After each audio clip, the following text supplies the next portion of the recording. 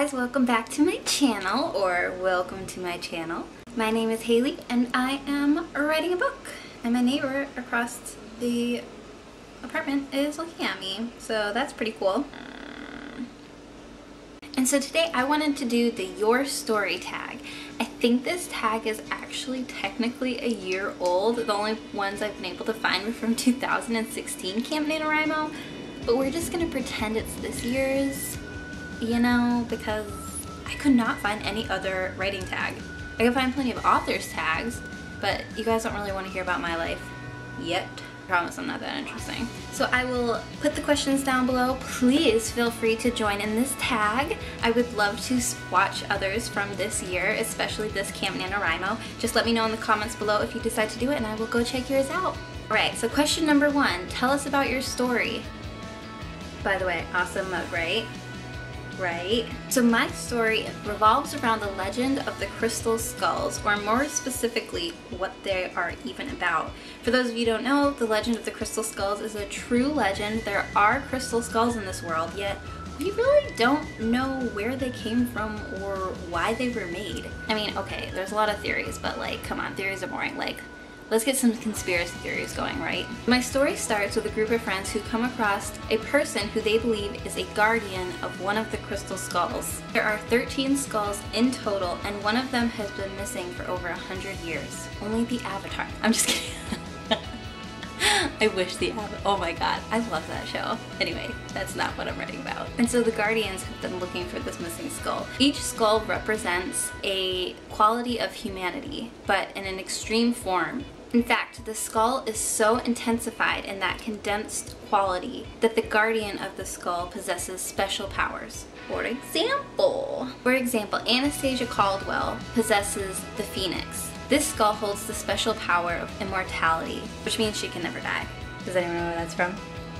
10 points if you know where it's from! Also, these guardians are spread out around the world because each skull is so intense that if one person were to have even 2 skulls, they would have unstoppable power. Of course, my antagonist is trying to collect them all. Gotta catch them all. Crystal skulls. Anyway, so my story is an epic adventure novel, young adult, and yeah.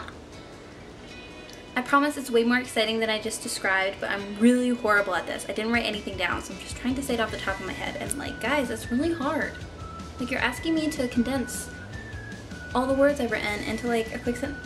I'll get better at it, okay? I promise. I'm gonna do this tag at the end of my book, and I will have very different answers and better answers. Question number 2, is this part of Camp NaNoWriMo, or a personal project? I'm working on it on Camp NaNoWriMo, but I wouldn't say it's specifically for Camp NaNoWriMo because I did start it long before April 1st. I started writing it 2 years ago, and I only wrote 2 pages, so I don't know if that really counts. But I started intensely writing it in March. So take that as you will. And I plan on obviously writing more after Camp NaNoWriMo. Question number 3, tell us about your characters. Well, I don't want to reveal all of my characters right off the bat, just so you know there is a lot. I mean, 13 skulls, 13 guardians, well, 12 guardians, but I'll get into that later. And then of course I have some characters who aren't guardians. So I'll tell you about the first 4 characters. There is Paul and Jess. They are cousins who grew up hearing about the legend of the crystal skull from their grandfather, who was a well-known archaeologist. Paul and Jess have also grouped up with their best friend Alex, and they are filming this sort of video series where they investigate unsolved mysteries. And it's during this investigation that they find Anastasia Caldwell, the possessor of the Phoenix. So to give you a little idea of what they're like, Jess is a very, he's a go-getter, and he's very excitable. He loves everything unsolved. He's a little bit more like me, I guess, in that way. He gets very excited about things, whereas his cousin Paul is much more logical. And, you know, he's definitely the brains behind the operation. And he looks into the logistics of things. He's the one that really plans it out, and he's a little bit more skeptical. I'd like to say think Frank and Joe Hardy. I think they were my inspiration for them without realizing it. And then of course their friend Alex is somebody that they've just grown up with. They love him. He's definitely the jokester of the bunch. And Alex has had kind of a rough childhood. He grew up rather poor, and Jess and Paul were rather I don't know, they took him under their wing. They had more money, he would come over all the time. It really just was the three amigos. Now Anastasia Caldwell, she's been around for a long time. I won't say how long, you'll have to read to find out. But with a never-ending life, she's had to watch a lot of people that she's grown close to pass away. Therefore, she is a little bit secluded from people. She's, I wouldn't say an introvert, but she just doesn't bother wasting time getting attached to people because she knows they're gonna pass. And she has to keep a lot of secrets because obviously she has to keep her skull a secret. That's her job, she's guarding it. That's just a little bit about the characters. I'll get more into it. I will definitely be doing character tags to get you to know a little bit more about my story, but that's just a brief overview of the first 4 characters you're introduced to. Question number 4, what is your favorite friendship? This one is tricky because all the characters interact with each other at some point, but I gotta just say Jess and Paul. They're cousins, they've grown up together since childhood, they lived right down the street from each other, and they're both very different, that they really balance each other out. You know, Jess is always moving forward before he's thinking, whereas Paul is much more hesitant. And so it's just very interesting to watch, and yet Paul isn't negative. You know, I think you see a lot of these relationships where one's sort of the optimist and one's the pessimist. Paul is still an optimistic person, he's just more logical about it. Question number 5, what is your favorite romance? I am going to commit a huge sin and say there is no romance in my young adult novel. Like, what, can I get away with that? And so there is mention of a romance. Actually, it's a romance that causes one of the crystal skulls to go missing. However, in the main story itself, there is no romance. I mean, they've got a lot on their minds. Like, they're traveling all around the world to find this missing skull. They don't have time to sit there and fall in love. Sorry, but sometimes people just don't fall in love in a story. Like, it just happens. Question number 6. What is the saddest scene in your story? Oh, once again, I'm gonna have to give a non-answer because it's the ending. There are quite a few sad scenes, but definitely the saddest. It rips my heart out just when I think about it, and I know when I write it I'm gonna be so sad. But it involves a death. So that's why I'm not telling you. Question number 7. What is your favorite scene in your story? This is tricky. Tricky.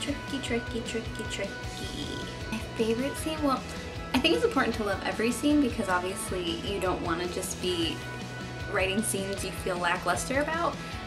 But my favorite scene? Honestly, I love the opening scene.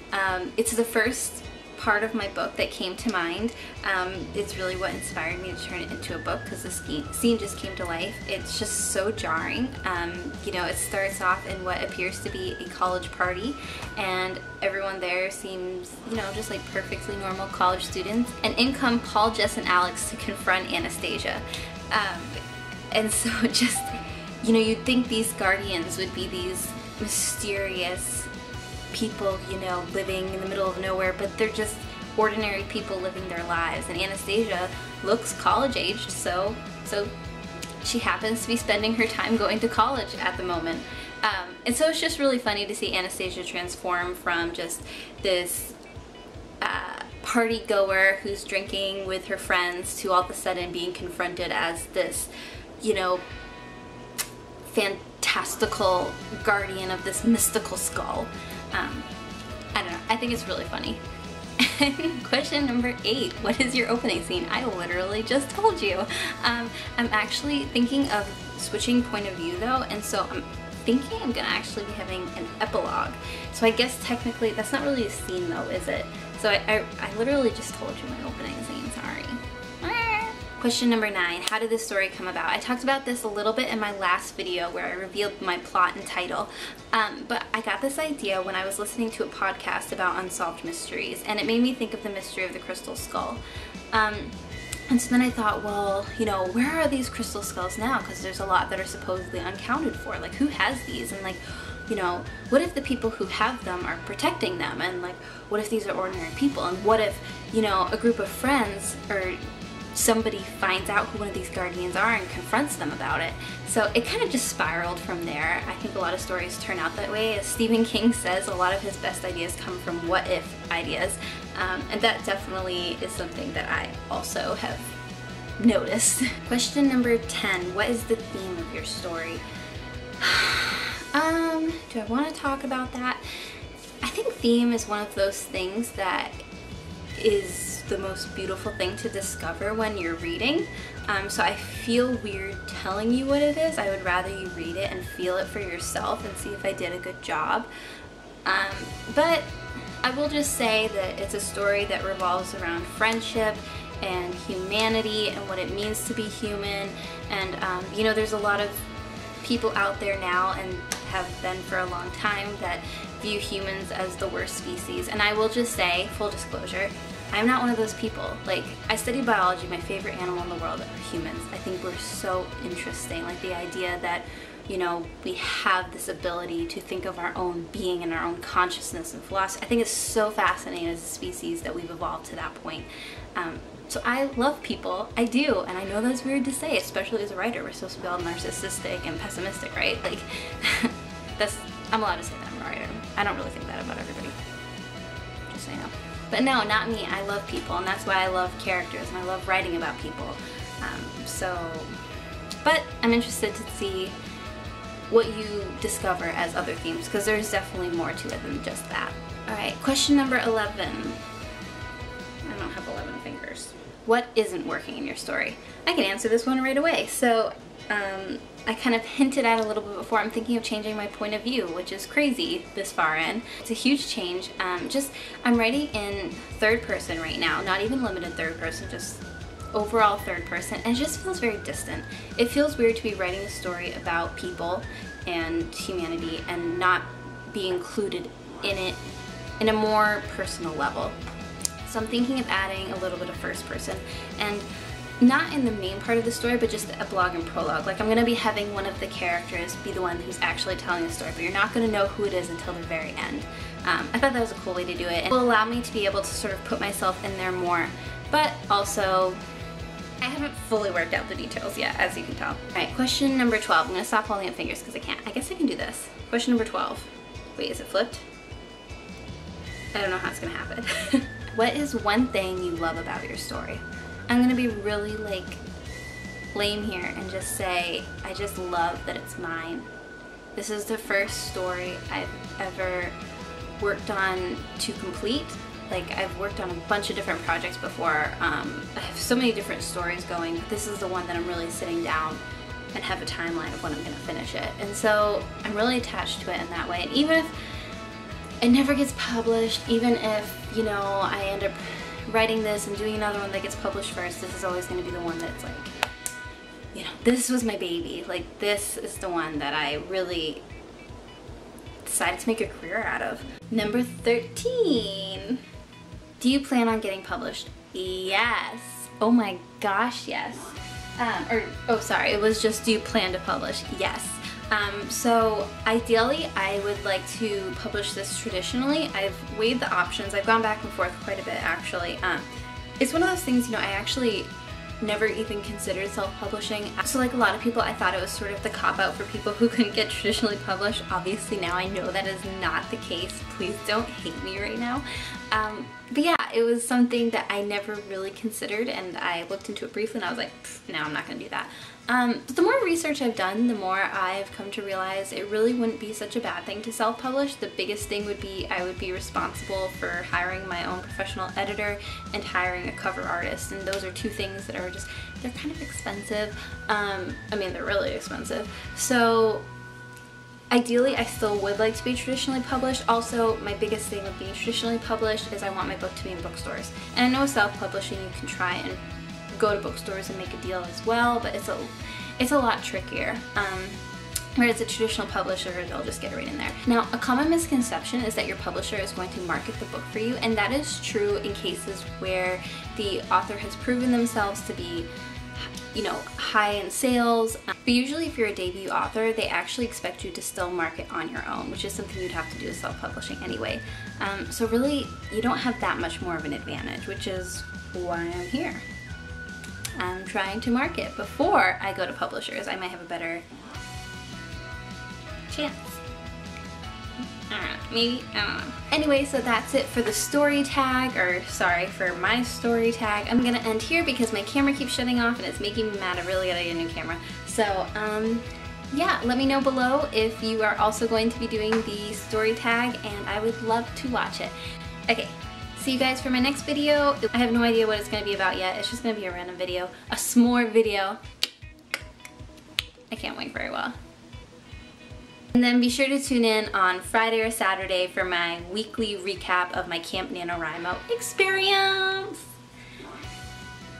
Bye guys.